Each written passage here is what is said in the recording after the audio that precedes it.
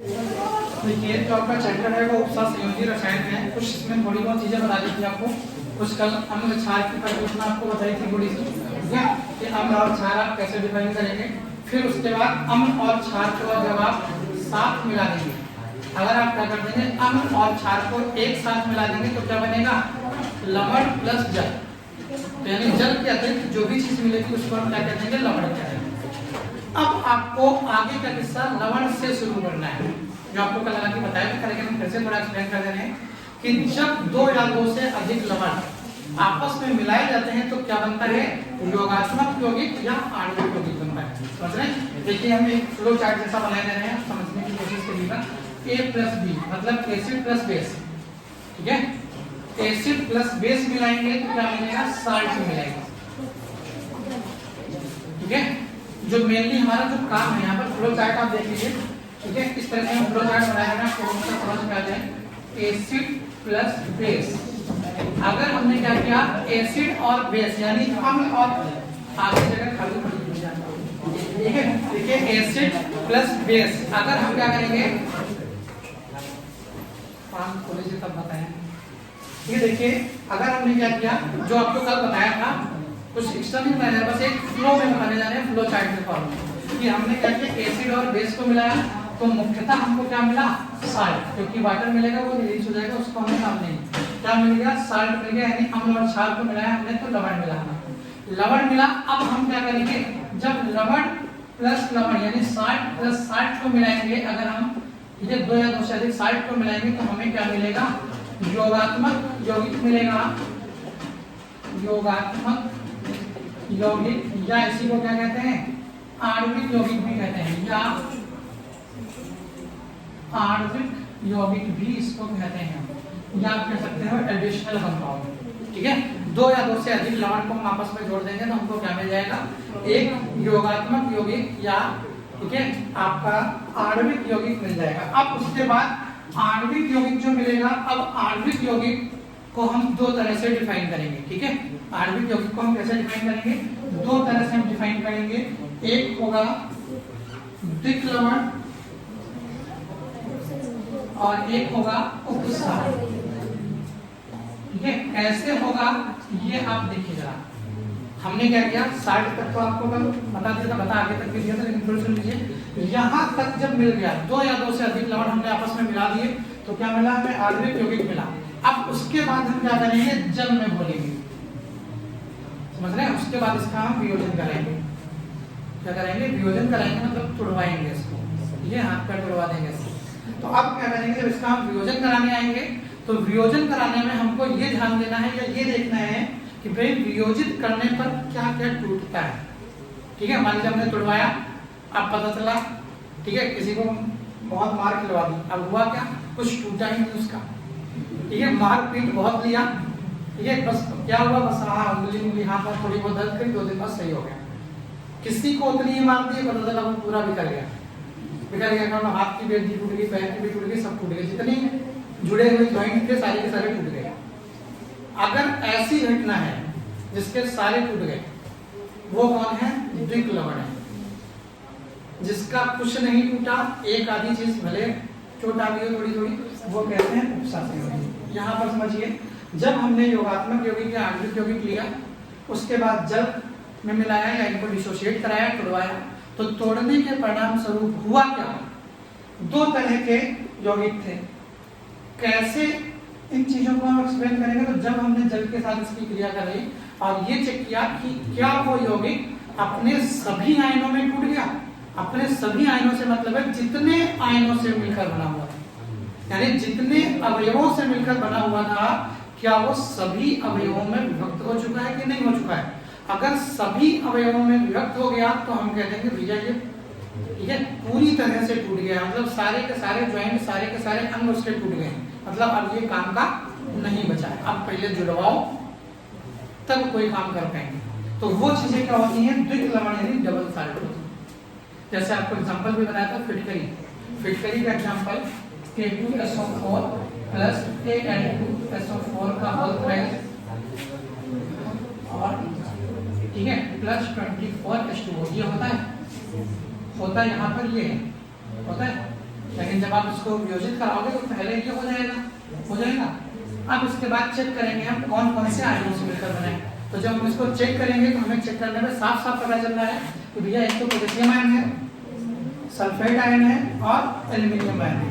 तीन ही आयन को चौथा आयन है, सल्फेट 2 बार है, तो ये मत कीजिएगा चौथा है।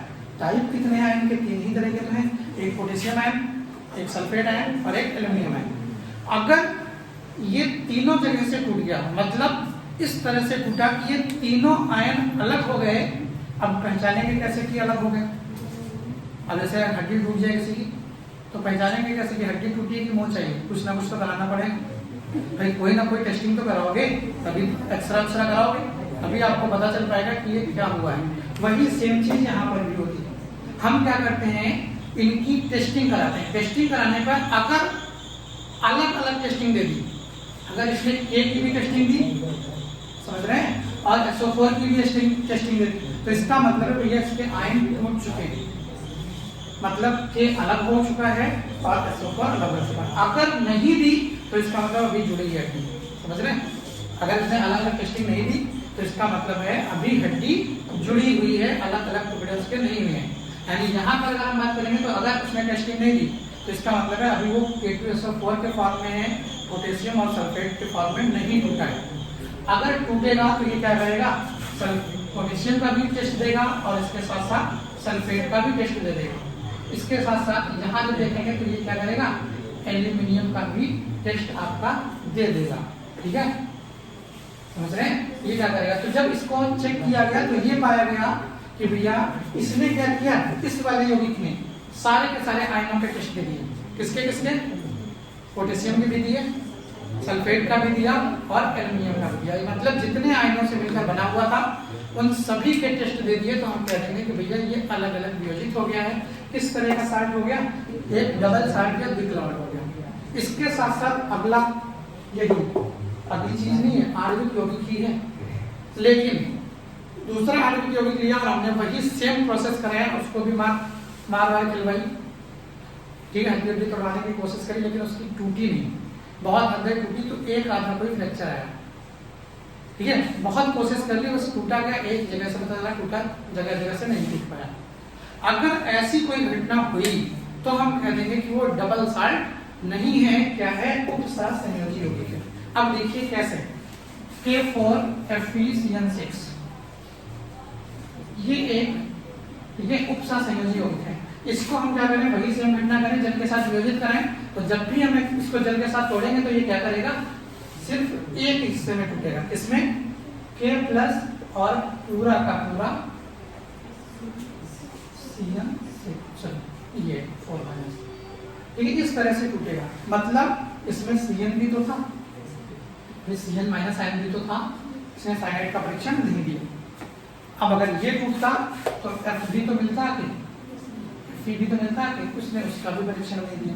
तो इसका मतलब है भैया मजबूत था, मतलब टूटा टाटा नहीं है। अगर टूटा टाटा नहीं है तो इसका मतलब है कि ये किस तरह का यौगिक हो गया, उपसहसंयोजी यौगिक हो गया। अब एक बार ऐसे ही क्वेश्चन पूछ लिया गया। अब वो देखिए क्या है क्वेश्चन, जरा सा बता दे रहे हैं आपको। क्वेश्चन क्या पूछ लिया गया, क्वेश्चन कुछ इस तरह का पूछ लिया गया। साइनाइड का नाम आपने सुना होगा, साइनाइड का नाम सुना है? कैसा होता है, मीठा, खट्टा, जहरीला, पता हो किसी को तो बताइए। ठीक है, साइनाइड जो होता है बहुत ही स्ट्रांग जहर मान सकते हो। ठीक है, साइनाइड जो होता है बहुत ज्यादा जहरीला होता है। अभी तक उसका कोई स्वाद नहीं बता पाया, अब आप हो सकता बता रहे थे बिल्कुल। ठीक है, अभी तक उसका कोई स्वाद नहीं बता पाया है। क्यों? क्योंकि इतना तेज जहर है कि वो बस खाते ही तुरंत निपट जाता है इंसान। और उसको टेस्टिंग करने की कोशिश करी गई कई बार, ऐसा नहीं किसी ने नहीं करी होगी, जिसने भी करी S लिख के गया, खाली S लिख पाया। अब S का मतलब स्वीट समझा जाए, कुछ और समझा जाए, मतलब तीखा भी होता है इसका मतलब इसको हुआ, और SWEET यानी मीठा भी होता है। तो पता नहीं है टेस्ट उसका क्या है, दूसरा किसी की हिम्मत नहीं पड़ी होगी, ये बात हम क्या करें। ठीक है, आप में से अगर कोई चाहे तो इतिहास में अगर आना चाहे तो कर सकता है, स्वाद बताया इसका, और इतिहास में तो आ ही जाओगे केमिस्ट्री में कि भैया इसका स्वाद किसने बताया। अब अगर स्वाद भी ना बता पाया फर्जी में चले गए, तो इसलिए ऐसे उल्टे सीधे एक्सपेरिमेंट नहीं करने होते। अब क्वेश्चन ये आया था कि क्या कारण है, सुन लीजिएगा क्वेश्चन ये पूछा गया था क्या कारण है कि साइनाइड बहुत ज्यादा जहरीला है लेकिन K4FeCN6 जिसमें कितने साइनाइड हैं? 6 साइनाइड लगे हैं। सीएन क्या होता है? साइनाइड ही तो होता है। तो कहा गया कि साइनाइड बहुत प्रबल यानी केसीएन, अगर हम कहीं केसीएन यूज कर रहे हैं तो ये बहुत प्रबलतम जहर है, जबकि एक ही सीएन लगा है। इसके पास 6 सीएन लगे हैं लेकिन फिर भी जहरीला नहीं होता है, क्यों? ये चीज पूछेगी। तो यहाँ से अगर आप देखेंगे कि जहरीला क्यों नहीं होता है तो इसका कारण यही पता चला कि भैया इसके पास जो ये सीएन है ये बंधा हुआ है, सीएन अलग नहीं हो पा रहा है। अगर सीएन अलग होता साइनाइड के फॉर्म में तो ये भी बहुत जहरीला होता, लेकिन इसको जल में घोलने पर सीएन अलग ही नहीं हुआ, यानी साइनाइड आयन हमको मिला ही नहीं। तो जब साइनाइड हमको मिला ही नहीं, समझ रहे हैं, जब साइनाइड हमको मिला ही नहीं तो चाहे जितना जहरीला हो क्या फर्क पड़ता है। अगर अलग आपको मिलेगी वो चीज तो आपको नुकसान करेगी, और अगर किसी फॉर्म में आप ले रहे हैं तो हो सकता है वो चीज अप्रत्यक्ष रूप से ना नुकसान करे, या हो सकता है कभी कभार कोई फायदा ही कर दे। बहुत सी ऐसी चीजें होती है जो नुकसानदायक होती है, जैसे मान लीजिए कोई जहरीली चीज है, अब मान लीजिए कोई मदार है, ये सब है, आपने देखा कितना जहरीली होती, लेकिन नहीं कांटा लग जाए किसी को तो कहते हैं मदार का दूध लगा लो तुरंत कांटा निकल आएगा। क्यों? क्योंकि वो अलग टाइप का है, तो वहां पर उसने जहर नहीं दिया। अब आप सोच रहे हैं मदार तो बहुत जहरीला है, आंखों में पड़ गई अगर एक भी बूंद तो आंखें तो तुरंत टूट जाती है। मदार का ये होता है, ध्यान रखिएगा, अगर ना जानते हम लोग मदार का पेड़ देखा होगा वो आंखों से बहुत दूर रखी, कहीं आंखें में पता चला जरा सा भी अगर टच हो गया दूध आंखें पूरी तरह से चली जाएंगी, तो बहुत ज़्यादा जहरीला होता है। अब आप सोचो नहीं कहीं कांटा लग गया है, अब जहरीला है, वहां पर हम मदार लगा देंगे दूध, हो गया भैया को किसी की साइकिल चल रही क्या? कुछ और तो नहीं? अच्छा कुछ ठीक ही कोई बात नहीं। अब यहाँ से देखिए तो ये चीज कह रहे थे कि मान लीजिए कहीं पर आपने क्या कर दिया, मदार का दूध लगा दिया, कांटा है, अब आप सोच लो ये तो जहरीला होता है, कांटे थ्रू अंदर चला गया तो मर जाएंगे, ऐसा नहीं होगा। वहां पर वो नहीं इजेक्ट कर पाएगा, वहां पर वो क्या करता है उसको निकाल देता है, जो कांटा है आपका उसको क्या करता है निकाल देता है, तो वहां पर उसका जहरीला प्रभाव असर नहीं कर रहा है। कहीं आप देखोगे कि वही चीज नुकसानदायक हो रही है, कहीं पर आप देखोगे वही चीज की कुछ नहीं कर पा रही। जैसे सांप के जहर के बारे में शायद आपको बताएं, आप जानते हो सांप का जहर बहुत जहरीला होता है और क्या करता है ब्लड का थक्का जमा देता है, सीधी बात, इसीलिए इंसान की मृत्यु हो जाती है सांप के काटने पर, और कोई वजह नहीं होती। अब उसके बाद होता क्या, अगर आपको काट लेता है सांप तो मर जाओगे, लेकिन अगर आप सांप के जहर को पी लीजिए मुंह के थ्रू अगर आप लीजिए तो आपको कुछ नहीं होगा। क्यों? क्योंकि सांप का जहर एक प्रोटीन होती है और हमारा शरीर प्रोटीनों को पचा लेता है। ठीक है, हमारे शरीर की जो मैन्युफैक्चरिंग है वो इस तरह की है कि हमारा शरीर प्रोटीनों को पचाता है। तो अगर आप सांप के जहर को ठीक है मुंह के थ्रू लेंगे तो वो पच जाएगा, आपको मार नहीं पाएगा, नुकसान नहीं कर पाएगा। लेकिन वही चीज अगर आपके ब्लड में डायरेक्ट मिल गया जाके तो आपको मार देगा। ठीक है, और शायद हो सकता है सुना हो कैंसर के ट्रीटमेंट में जो कीमोथेरेपी दी जाती है वो कोबरा का ही जहर होता है। तो आप ये कह सकते हैं कि वो आपके ब्लड में चढ़ाया जाता है सेल्स को मारने के लिए। तो आप ये कह सकते हैं कहीं वही चीज नुकसानदायक है और कहीं वही चीज नुकसानदायक नहीं है। तो ये डिपेंड करता है, चीजें कोई खराब नहीं होती, ये डिपेंड करता है कि किस तरह से उसका यूज किया गया है या कहाँ पर यूज किया गया है। गलत जगह पर आप यूज कर दोगे तो वो चीज बहुत खतरनाक है, क्योंकि आपकी बॉडी में भी बहुत खतरनाक चीजें हैं। कहते हैं, शायद कभी कहते हैं सुना होगा, नमक कोई ना खाए और काट ले सुबह सुबह तो सबसे ज्यादा जहर इंसान में होता है। ठीक है, ट्राई मत करने लगता है कभी कि अगर पता चला सीधे ऐसे ही बिना नमक वमक खाए बिना बोले सुबह उठते उठते आप किसी को काट लीजिए तो वो मर जाएगा पक्का। ठीक है, लेकिन बस ट्राई मत करिएगा। कहते हैं कि बहुत ज्यादा जहर होता है, कारण ये हम रेगुलर नमक खाते रहते हैं, और नमक खाते रहते हैं तो जहर क्या होता है कटता चला जाता है। कोई इंसान अगर नमक ना खाए तो सांप से भी ज्यादा जहरीला, मतलब सांप को काट लिया तो सांप मर गया तुरंत। तो आप ये कह सकते हैं कि जहर सभी में है बहुत, लेकिन बस फर्क ये है किसी में प्रभावी है किसी में प्रभावी नहीं है। किसी ने उसको निष्क्रिय अवस्था में रखा हुआ है, किसी में वो क्या है बिल्कुल उबलती हुई फॉर्म में है। ठीक है, मतलब मार ले रहा है कि बस आओ उड़ा देंगे। तो आप ये कह सकते हैं कि वहाँ किसी और फॉर्म में, यहाँ किसी और फॉर्म में। तो जब उस फॉर्म में निकलेगा तभी वो नुकसान करेगा, अन्यथा वो नुकसान नहीं करेगा। अब जैसे दवाएं होती हैं आपने देखा हो, अब दवाओं को देखिए तो बहुत सी दवाएं ऐसी होती जहरीली होती हैं लेकिन आप खा लेते हैं। क्यों? क्योंकि वो किसी और काम के लिए बनी, वो डायरेक्ट आप पर इम्पैक्ट नहीं डाल रही। तो यहाँ पर भी आप देखिए बड़ी चीज कि केसीएन की अगर हम बात करते हैं तो केसीएन एक बहुत प्रबलतम जहर है। क्यों? क्योंकि भैया साइनाइड मुक्त करता है, जबकि K4FeCN6 एक जहर नहीं है। क्यों? क्योंकि वो साइनाइड मुक्त नहीं करता है। उसके पास है जरूर साइनाइड, लेकिन वो उनको खाली छोड़ ही नहीं रहा है कि आप पर वो असर डाले। इस तरह से आप ये कह सकते हैं ये यौगिक जो होते हैं क्या करते हैं, इनका एक हिस्सा केवल टूटता है, बाकी का हिस्सा नहीं टूटता है, मतलब ये अलग अलग आयनों के परीक्षण नहीं देते हैं। तो ऐसे यौगिकों को हम क्या कहते हैं, उपसहसंयोजी यौगिक कहते हैं। क्लियर हो गया? कोई डाउट तो नहीं है? अब इनमें बॉन्डों की अगर बात करेंगे तो बॉन्ड तो जानते हो, अगर उपसहसंयोजी है तो उपसहसंयोजी बॉन्ड की होगी कौन सी, इस तरह का उपसहसंयोजी कौन सी होगी। अगर इसी को बनाएं तो FeCN ठीक है, इस तरह से ये बॉन्डें लगी हुई है। कौन सी? उपसहसंयोजी बॉन्डों के आधार पर। अब बात करते हैं यौगिक की कि यौगिक में क्या क्या होता है। जैसे उपसहसंयोजी यौगिक की बात करी हमने, तो उपसहसंयोजी यौगिकों में क्या क्या होता है, जरा इसको भी देख लो। तो इसके 2-3 हिस्से होते हैं।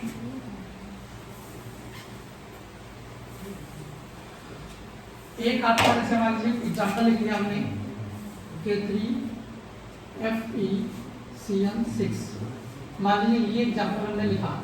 अब ये 2-3 चीजें हैं। एक हिस्सा है जो ब्रैकेट के बाहर लिखा हुआ होगा, समझ रहे हैं? एक हिस्सा कहाँ लिखा हुआ?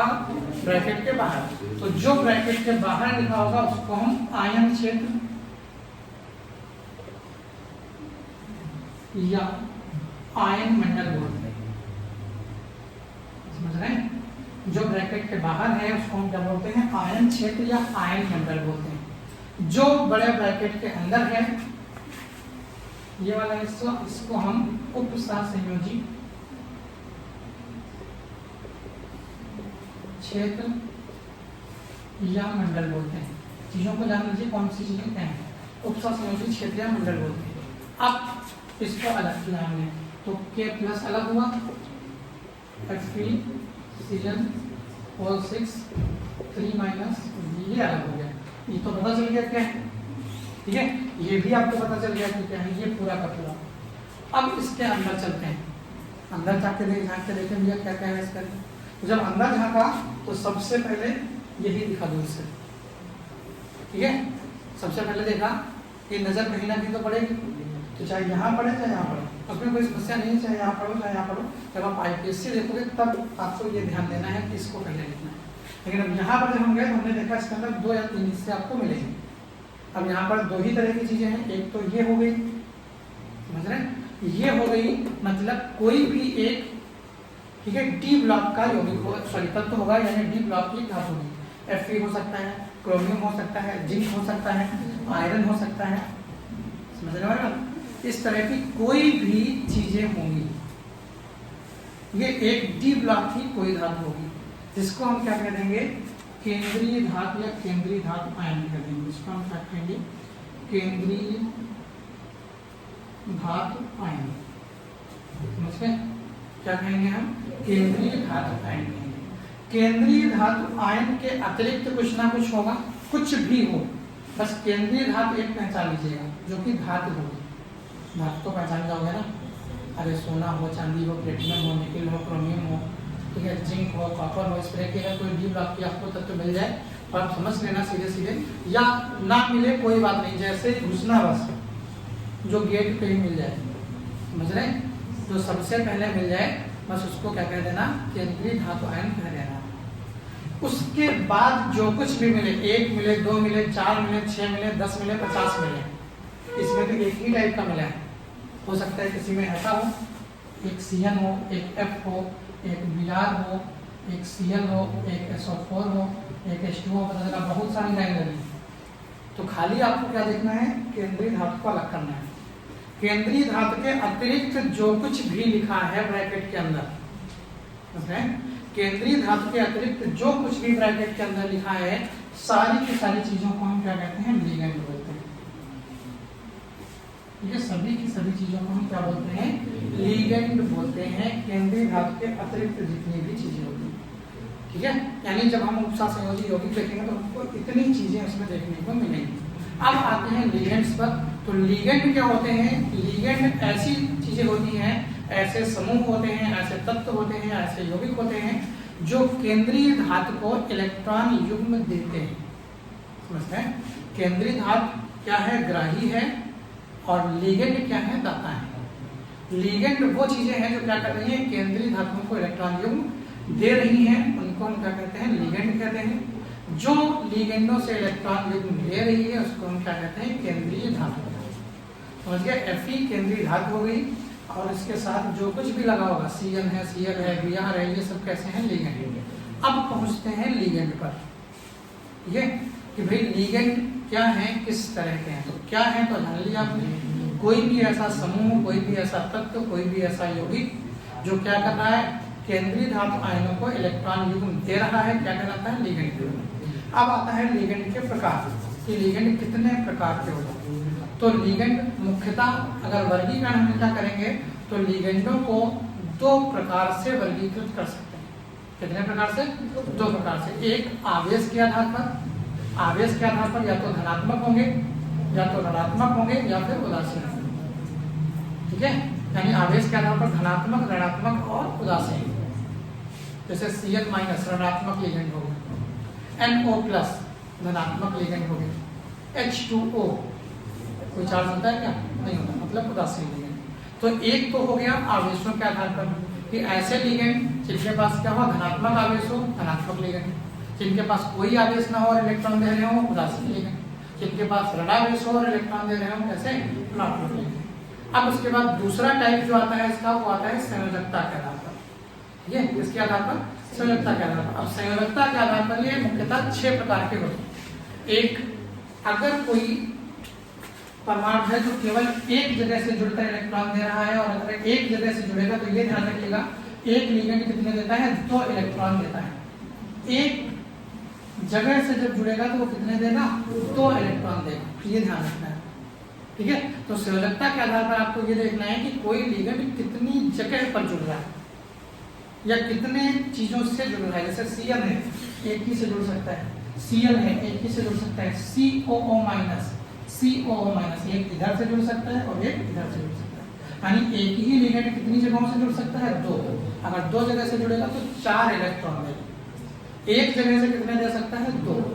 चलेगा? अगर कोई लिगेंड ऐसा है जो केवल एक स्थान पर केंद्रीय धातु से जुड़ सकता है, और अगर एक स्थान पर जुड़ेगा तो कितने इलेक्ट्रॉन देगा? 2। एक स्थान पर जुड़कर 2 इलेक्ट्रॉन देता है, क्या कहलाता है? एक दंती लिगेंड कहलाता है। एक दंती, मोनोडेंटेट। अगर कोई लिगेंड 2 स्थानों पर जुड़कर 4 इलेक्ट्रॉन दे रहा है, क्या कहलाता है? बाइडेंटेट या द्विदंती कहलाता है। ठीक है? ये इस तरह के जो सिंपल एग्जांपल है वो क्या होंगे? एक दंती हो। जो इस तरह के होंगे, जैसे ये हो गया, 2 दे रहा है। ठीक है? एथिलीन डाइएमीन होता है, CH2 यहाँ पे NH2 यहाँ पे इसके पास क्या है? ये है, ये 2 देने वाले हैं नाइट्रोजन। तो क्या करेगा? 2 जगह से जुड़ेगा। ठीक है? मतलब क्या देगा आपको? 4 इलेक्ट्रॉन देगा। 4 इलेक्ट्रॉन देगा तो इसका मतलब क्या हो गया? ये द्विदंती हो गया। कोई ऐसा लिगेंड मिल जाए जो क्या कर रहा है? 3 जगह से इलेक्ट्रॉन दे रहा है, मतलब उसके पास क्या है? मान लीजिए 3 दाता परमाणु है। अब अगर 3 दाता परमाणु है तो मान लीजिए इस तरह का कोई system, CH2 NH, CH2 NH और यहाँ पर NH2। ठीक है? वैलेंसी के साथ एक ये N दाता हो गया, एक ये दाता हो गया, एक ये दाता हो गया। यानी 3 जगहों से जुड़ रहा है और कितने इलेक्ट्रॉन दे सकता है? 6। तो इसका मतलब ये क्या हो गया आपका? ट्राइडेंटेट या त्रिसंयोजी आपका हो गया। इसी तरह से ठीक है, टेट्राडेंटेट यानी चतुर्दंती। ऐसा लिगेंड जो क्या हो सकता है? केंद्रीय धातु आयन से 4 जगहों पर जुड़ सकता है और 4 जगहों पर जुड़कर 8 इलेक्ट्रॉन दे सकता है, क्या कहलाता है? चतुर्दंती लिगेंड कहलाता है। इसी तरह से कोई ऐसा जो 5 जगहों से जुड़ जाए, पंचदंती। जो 6 जगहों से जुड़ जाए वो षष्ठदंती। ये तो संयोजकता के आधार पर हो गए। अब कुछ लिगेंड इसके अतिरिक्त भी होते हैं। अतिरिक्त में आता है सेतुबंध लिगेंड। सेतु का मतलब क्या होता है? ब्रिज। और ब्रिज का काम क्या होता है? 2 चीजों के बीच संपर्क स्थापित करना। ब्रिज का मतलब क्या होता है? 2 चीजों के बीच संपर्क स्थापित करना। यानी ब्रिज पुल क्यों बनाया जाता है? नहर है, नहर के इस सिरे को इस सिरे से जोड़ने के लिए तो पुल बनाया जाता है। तो ब्रिज का मतलब है जो 2 चीजों के बीच संपर्क स्थापित कर पाए। तो उसमें कोई स्पेशल लिगेंड नहीं है, ध्यान दीजिएगा। ब्रिज लिगेंड कोई स्पेशल लिगेंड नहीं है, वो डिपेंड करता है आपके यौगिक पर। ये भी ब्रिज हो सकता है, ये भी ब्रिज हो सकता है, और कोई देखोगे तो वो भी ब्रिज हो सकता है। यानी कोई भी ऐसा एक दंती लिगेंड जो क्या कर सकता है, जैसे ये Fe है, इधर भी Fe, दो धातु हैं, यहाँ CN जोड़ा, यहाँ CN जोड़ा, यहाँ CN जोड़ा, यहाँ CN जोड़ा, तब जरा यहाँ भी एक CN लगा है, यहाँ OH लगा है। कुछ भी लगा दो, कोई फर्क नहीं है, CN लगा दो, OH लगा दो, कुछ भी लगा लो, ठीक है। ये मत सोचिएगा कि नहीं CN लगाया तो CN नहीं लगाएंगे, OH लगाया तो OH लगाएंगे, कहीं पर भी कोई चीज लगा लो, हमें इससे फर्क नहीं पड़ता। हमें खाली देखना ये है कि क्या वो दो जगहों पर इलेक्ट्रॉन दे रहा है कि नहीं दे रहा है। अगर हाँ तो ये देखिए, ये क्या इधर से भी जुड़ रहा है, इधर से भी जुड़ रहा है, जबकि ये हमेशा ऐसा नहीं है, इसकी प्रकृति ऐसी नहीं है, वो एक गलती है, समझ रहे हैं। लेकिन यहाँ पर मजबूरन उसको क्या करना पड़ रहा है, इसके साथ भी जुड़ना पड़ रहा है और इसके साथ भी जुड़ना पड़ रहा है। तो अगर ऐसा लिगेंड है, ये क्या है, इसके और इसके बीच का ब्रिज है, इसके और इसके बीच का क्या है, ब्रिज ही तो है। तो अगर ऐसी कंडीशन है कोई इनके और इनके बीच का ब्रिज की तरह से काम कर रहा है, सेतु की तरह से, तो हम उसको क्या कह देंगे, सेतुबद्ध लिगेंड या फिर ब्रिजिंग लिगेंड बोल देंगे। क्लियर। उसके बाद कुछ लिगेंड्स ऐसे आते हैं, ठीक है। अब यहाँ पर लिंकेज लिगेंड होते हैं, ठीक है, या जिनको आप उभयदंती भी कहते हैं। अब उनमें क्या होता है, मान लीजिए कोई ऐसा लिगेंड है जिनके पास एक से ज्यादा दाता परमाणु है, समझ रहे हैं, उसको लिंकेज भी बोलते हैं, जिनके पास एक से ज्यादा दाता परमाणु है। मान लीजिए दो परमाणु उनके पास ऐसे हैं जो इलेक्ट्रॉनों को दे सकते हैं किसी को, लेकिन ये ध्यान रहे देगा एक ही।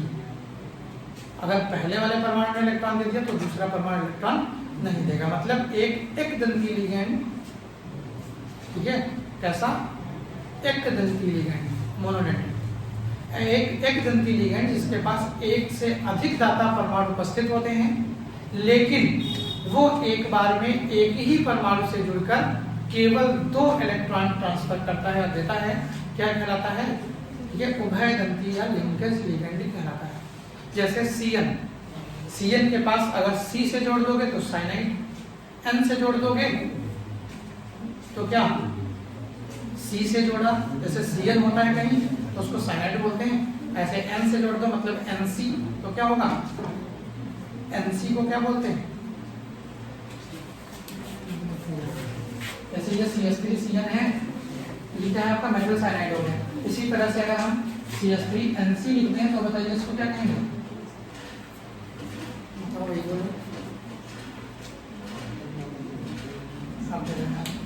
ठीक है। Nc देखिए क्या होता है, Cn का मतलब साइनाइड, Nc का मतलब आइसोसाइनाइड, मतलब Cn साइनाइड, Nc मतलब आइसोसाइनाइड। अगर आप अपोजिट कर दोगे Nc को, ठीक है, C और N को, तो ये अगर N से बॉन्ड बनी हुई है, कहीं पर Nc ग्रुप लगा है तो इसका मतलब है आइसोसाइनाइड है, उसको बोलते हैं, और Cn लगा है तो उसको क्या बोलते हैं, साइनाइड। जबकि कंपाउंड तो एक ही है, ये अलग अलग है, बस दाता परमाणु बदल गया है। एक बार C से दे रहा है तो साइनाइड है, N से इलेक्ट्रॉन ट्रांसफर कर रहा है तो आइसोसाइनाइड, समझ गए।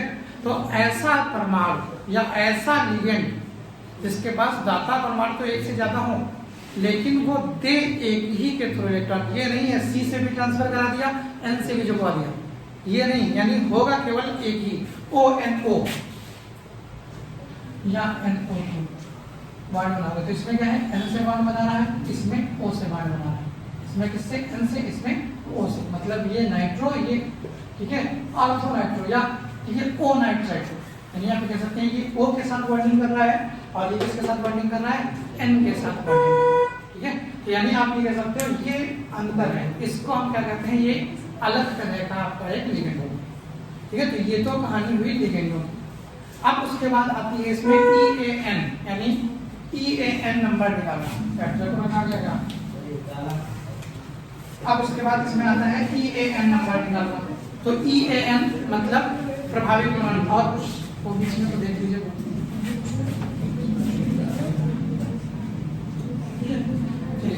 सिंपल सी एक आधी परिभाषा होगी, उपसा संयोजी, एक परिभाषा की उपसा संयोजी संख्या होती है। तो एक उपसा संयोजी संख्या है, समन्वय संख्या का मतलब क्या होता है, देखिए जरा,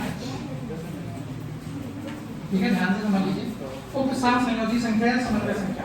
तो कहीं पर भी अगर हम बात करते हैं उपसह संयोजी या समन्वय संख्या की, तो इसका मतलब होता है जैसे हम मान लीजिए हमारा कोई एक ग्रुप है, ठीक है, मान लीजिए 2 4 10 15 लोगों का एक ग्रुप है, तो उसमें हम कितनों से घिरे हुए हैं, कितने अपोजिट तरह के लोगों से घिरे। जैसे आप देखो, मान लीजिए आपने सॉलिड स्टेट में पढ़ा होगा, बताया होगा आपको थोड़ा बहुत, कि यहाँ से आप क्या करिए, मान लीजिए ये एक लेयर बना दी हमने, ठीक है, या जो सॉलिड स्टेट में आप करते हैं ये कुछ इस तरह का ही तो होता है, दूर बना रहे हैं, ये एक होता है अरेंजमेंट, और उसके जस्ट पड़ोस में क्या होता है, दूसरा परमाणु, ये तो होता है, बड़े बड़े हो गए लगभग है, एक ही साइज का होना चाहिए। अब मान लो ये इस तरह से हमने पूरा का पूरा अरेंजमेंट तैयार किया। आप ऐसे मान लो, ठीक है, कैसे मानो, ऐसे मानो कि हमने क्या किया, एक लेयर ये ली, बॉल 2 तरह की ली, एक रेड ली और एक, ठीक है, ब्लैक ली। रेड बॉल रखी, फिर ब्लैक, फिर रेड, फिर ब्लैक, फिर रेड, फिर ब्लैक, एक कॉम्बिनेशन तैयार किया। यहाँ पे एक लाइन थी, रेड ब्लैक थी, यहाँ पे रेड रखा, फिर ब्लैक, फिर रेड, फिर, यानी कहने का मतलब है एक पूरी परत तैयार हो गई होगी रेड और ब्लैक की, तैयार होगी। समझ पा रहे हमारी बात? जैसे ये है मान लीजिए एक, यहाँ पर हमने क्या किया, ये एक परत ली हमने, अब इस पर क्या किया हमने, एक रेड रखी बॉल, फिर ब्लैक, फिर रेड, फिर ब्लैक, फिर रेड। पहली रेड रखी थी, तो इधर की तरफ चलोगे तो ब्लैक, फिर रेड, यानी कहने का मतलब है समीप समीप 2 वाले ना आए, तो एक पूरी परत तैयार हो जाएगी, होगी ना। इसके जस्ट ऊपर फिर ऐसी परत तैयार कर दें, लेकिन ये ध्यान रहे रेड के पड़ोस में रेड नहीं आनी है। अगर ये रेड था तो यहाँ पर अब क्या आएगा, ब्लैक, ठीक है, पूरी वैसे ही लेयर बना देंगे दूसरी, फिर एक तीसरी लेयर चढ़ा दीजिए। अब कौन है यहाँ पे, ब्लैक, अब उसके ऊपर रेड चढ़ा दीजिए। मतलब हमारी बात समझ पा रहे हैं क्या कह रहे हैं हम? ये कह रहे हैं एक पूरा गेंदे लीजिए बहुत सारी, और पूरा एक बॉक्स जैसा बना दीजिए। अब अगर बनाओगे तो उसमें बीच वाली बॉल पकड़ लो, कोई भी, क्या करो आप, एक बीच की बॉल पकड़ लो, उसको देखो। तो अगर लाल बॉल पकड़ोगे तो आपको नजर आएगा लाल के इधर भी काली है, इधर भी काली, इधर भी काली, इधर भी काली, इधर भी काली, इधर भी काली, समझ रहे हैं? यानी एक बॉल हमने लाल पकड़ी, अब उसके आगे पीछे ऊपर नीचे दाएं बाएं हर तरफ कैसी है, काली वाले, अपोजिट कलर की। तो अब कहेंगे कि वो जो लाल बॉल है उसकी उपसह संयोजन संख्या कितनी है, 6, क्योंकि उसके 6 तरफ अपोजिट तरह की चीजें चिपकी हुई। वही सेम काले पर भी होगा कि उसके भी आसपास कितनी, 6 अपोजिट तरह की, तो उसकी भी उपसह संयोजन संख्या 6। मतलब उपसह संयोजन संख्या या कोऑर्डिनेशन नंबर या समन्वय संख्या का मतलब होता है कि कोई भी एक परमाणु, ठीक है, अपने अपोजिट वालों से जितनी तरफ से घिरा है उसको हम क्या कहते हैं, समन्वय संख्या या कोऑर्डिनेशन नंबर बोलते हैं। यहाँ पर अगर हम बात करेंगे तो यहाँ पर बात करते हैं हम केंद्रीय धातु और लिगेंड के बारे में। हम देखते हैं कि कोई भी केंद्रीय धातु कितने लिगेंडों से जुड़ी हुई है या कितने उपसह संयोजी बंधों से जुड़ी हुई है। जितने उपसह संयोजी बंध उसने बना के रखे हैं, हम कह देते हैं कि उसकी उपसह संयोजन संख्या कितनी है, उतनी ही है। अब मान लो एकदंती लिगेंड लगे, तो एकदंती लिगेंड आपको पता है एक ही जगह जुड़ेगा जाके, तो अगर 6 लगे हैं तो उपसह संयोजन संख्या कितनी होगी, 6 होगी। अब मान लो द्विदंती लिगेंड है, तो आपको पता है द्विदंती लिगेंड है, मतलब एक लिगेंड कितनी जगह जुड़ेगा, 2 जगहों पर। अगर 3 लिगेंड लगा दिए तो कितनी जगहों पर जुड़ गया होगा, 6 जगहों पर ना। तो बॉन्डिंग कितनी बना ली उसने, 6 बना ली। तो इसका मतलब है उपसह संयोजन संख्या 3 नहीं 6 है। जितनी उपसह संयोजन संख्या बनती, मतलब उपसह संयोजी बंधे बनती है, उतनी संयोजन संख्या या उपसह संयोजन संख्या होती है। लिगेंडों की संख्या पर मत जाइएगा, आपको कहीं लिखा मिल जाएगा कि लिगेंडों की संख्या को हम क्या कहते हैं, उपसह संयोजन संख्या कहते हैं। लिगेंडों की संख्या को उपसह संयोजन संख्या कहते हैं, कब कहते हैं, जब एक दंती लिगेंड हो। क्योंकि अगर एक दंती लिगेंड है तभी वो क्या करेगा, एक इलेक्ट्रॉन एक जगह से जुड़ेगा और 2 इलेक्ट्रॉन देगा। अब मान लो Cn है, जैसे FeCN6 लिखते हैं हमारा, इसमें अगर देखोगे तो इसकी उपसह संयोजन संख्या कितनी, 6। अब पता चला यही दिमाग में बैठा लिया, बस फिक्स हो गया। अब हमने लिख दिया FeEDTA, ठीक है, का होल ट्रेस। अब कह रहे हैं 4, 2 लिखे हैं मतलब 2, इसकी उपसह संयोजन संख्या 2, इसकी उपसह संयोजन संख्या 6। तो ये नहीं करना है आपको ये देखना है, पता लगाना पड़ेगा कि भैया कौन कितनी बॉन्डिंग कर रहा है। ये अभी जाने नहीं हो, ये भी जान जाओगे। PDTA हेक्साडेंटेट है, 6 जगहों पर जुड़ता है। मतलब एक EDTA कितनी जगहों पर जुड़ता है? 6 जगहों पर जुड़ता है। अभी जब दिखाएंगे तो इसका एग्जांपल देंगे आपको, उसमें बताएंगे। तो यहाँ देखेंगे कि 6 जगहों पर जुड़ता है। अब एक EDTA 6 जगह पर जुड़ता है तो 2 EDTA कितनी जगह पर जुड़ेंगे? 12 जगहों पर जुड़ेंगे। मतलब इसकी कोऑर्डिनेशन नंबर 2 नहीं हुई, 12 हो। इसकी कोऑर्डिनेशन नंबर ये नहीं है कि 6 7 36 कर दो जाके, क्योंकि ये एक दंती है ना, एक दंती है तो भैया एक ही जगह जुड़ेगा जाके। तो इसके पास 6 लिगेंड है तो आपने क्या कह दिया 6। अब कभी कभार किताबों में भी लिख देते हैं बेवकूफों की तरह कि जितने उसके पास उपशासन, कितने आपके लिगेंड लगे होंगे उतनी उपशासन संख्या। यार एक्सप्लेन तो करो किस तरह का लिगेंड। बस तुम कहोगे लगा दें, हम हेक्साडेंटेट लगा देंगे, फिर ढूंढते रह जाओगे कि कितनी संख्या है कि क्या है। तो आपको ये भी साथ में बताना है कि अगर एक दंती लिगेंड है, मोनोडेंटेट लिगेंड है, तो उसकी संख्या को हम उपशासन संख्या बोल सकते हैं, अन्यथा किसी की संख्या को हम उपशासन संख्या नहीं बोल सकते हैं। सीधे हमको ये देखना है, एक चीज ध्यान रखो, केंद्रीय धातु जितनी उपसंयोजी बंधे बनाएगी, सीधी बात है कि वो उसकी उपसंयोजन संख्या होगी, बस। ठीक। अब आता है इसमें EAN, इसको बोलते हैं प्रभावी परमाणु क्रमांक। ठीक है, EAN प्रभावी परमाणु क्रमांक। अब यहाँ से देखिए, अगर हम इसकी बात करते हैं तो ये भी इंपॉर्टेंट टॉपिक है। EAN प्रभावी परमाणु क्रमांक का मतलब है हमारे पास वास्तविकता में क्या है वो, और हम 100 कितने का कर रहे हैं वो, समझ रहे हैं? एक अंतर होता है, हम वास्तविकता में क्या है 100 आप क्या कर रहे हैं।